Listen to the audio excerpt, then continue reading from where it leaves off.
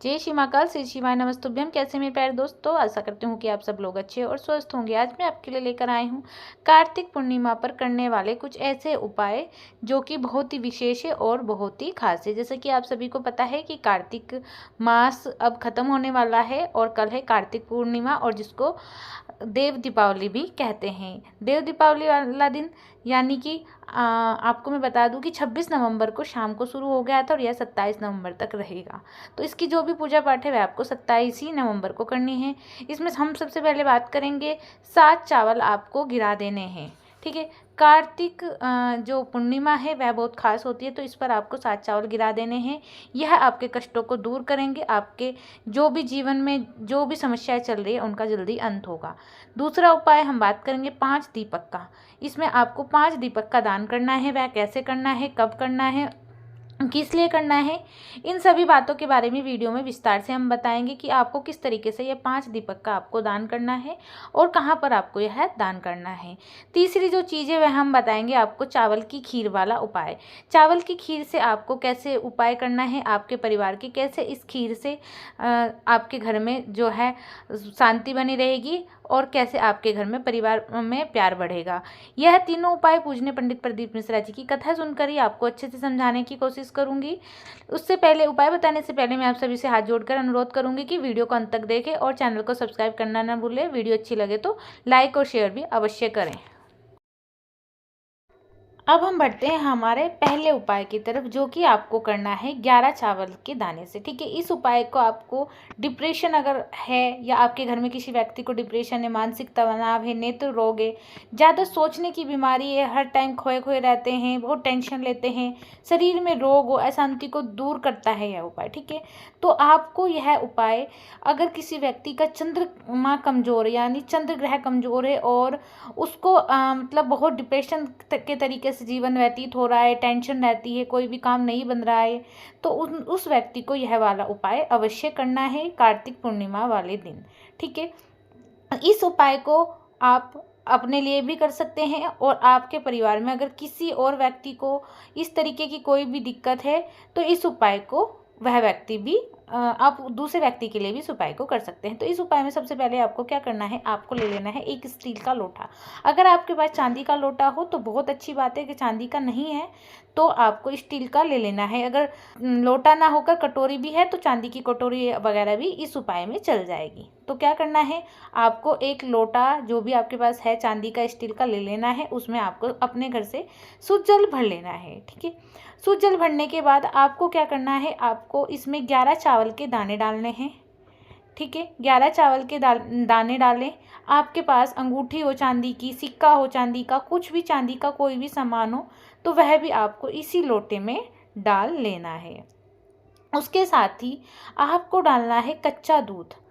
कच्चा दूध डालना है, चाहे गाय का हो तो बहुत अच्छा है। ठीक है, फिर उसके बाद आपको इसी लोटे में डालने हैं सफ़ेद फूल। एक सफ़ेद फूल हो तो बहुत अच्छा है, और साथ ही आपको इसी लोटे में डालना है मिश्री।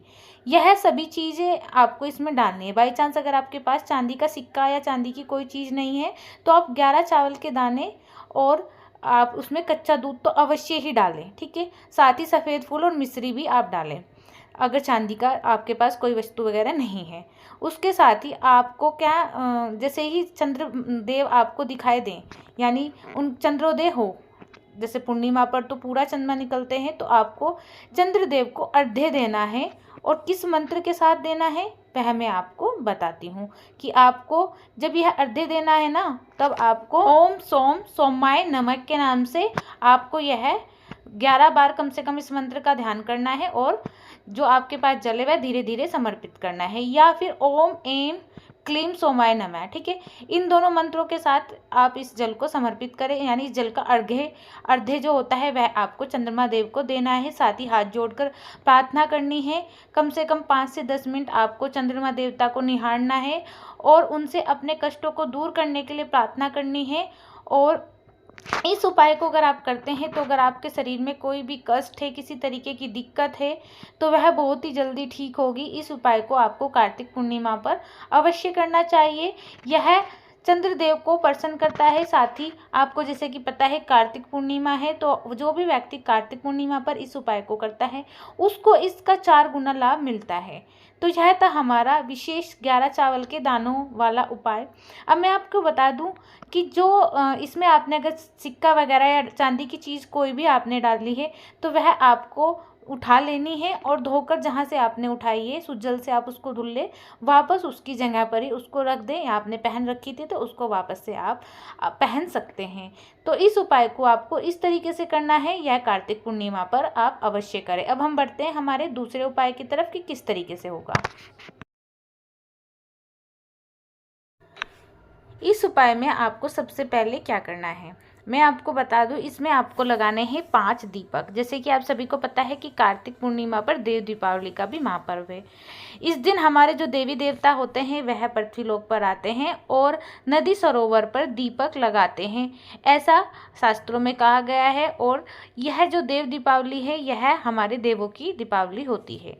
जो कार्तिक अमावस्या के दिन दिवाली मनाते हैं वह हम लोगों की होती है, और जो यह दीपावली होती है कार्तिक पूर्णिमा पर यह देव दीपावली इसको इसलिए ही कहा जाता है क्योंकि यह देवी देवताओं की दीपावली होती है।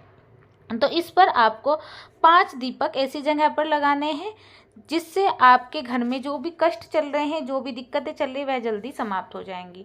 तो जो देव दीपावली होती है इस पर जो दीपक दान होता है उसका बहुत ही महत्व होता है। तो मैं आपको सबसे पहले बता दूं कि आपको इस देव दीपावली पर 5 जगह जरूरी ही मतलब 5 जगह तो आप अवश्य ही दीपक लगाएं, ठीक है।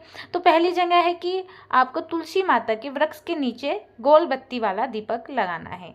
ध्यान रखें कि कहीं पर लंबी बत्ती का दीपक लगेगा तो कहीं पर गोल बत्ती का लगेगा। माता लक्ष्मी के सामने माता तुलसी के सामने आपको गोल बत्ती का दीपक लगाना है। फिर जो आपका जो मेन डोर होता है वहाँ पर आपको दीपक लगाना है। आपके जैसे आप घर में एंट्री करते हो आपको सीधे हाथ पर यह लंबी बत्ती का दीपक लगाना है। तीसरा दीपक आपको आपके घर में लगाना है अपने कुल देवी देवताओं के लिए। चाहे तो उसको पानी का जहाँ पर आप पीने का प्रांडा रखते हैं वहाँ पर आप लगा दें, ठीक है। चौथा दीपक आपको लगाना है पीपल वृक्ष के नीचे, क्योंकि इस दिन पीपल वृक्ष के नीचे माता लक्ष्मी का वास होता है। तो आपको पीपल वृक्ष के नीचे अवश्य एक दीपक लगाना चाहिए। यहाँ पर आपको लंबी बत्ती का दीपक लगाना है। उसके बाद आपको एक दीपक लगाना है जो बेल वृक्ष होता है उसके नीचे। कहा जाता है इस दिन बेल वृक्ष शाम के समय प्रदोष काल में माता लक्ष्मी का वास बेल वृक्ष पर भी होता है। तो आपको एक जो दीपक लगाना है वह आपको बेल वृक्ष के नीचे लगाना है। यहाँ पर भी आपको लंबी बत्ती वाला ही दीपक लगाना है। तो आपको इस तरीके से 5 दीपक तो अवश्य ही दीपदान करना चाहिए 5 दीपक का।